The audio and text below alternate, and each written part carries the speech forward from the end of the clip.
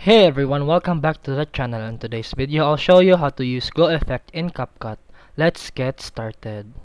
First, open CapCut and tap New Project. Then add a background, then set duration as needed. Then tap Overlay and import the image or video you want to glow. Adjust the overlay duration to match the background. Then tap on Effects at the bottom, then choose Video Effects. Then use the search bar or browse to find flash vibration.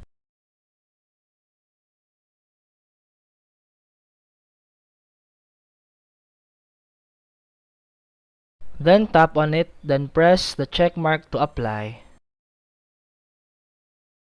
Then tap the effect layer on the timeline. Set it to the overlay object instead of the main background.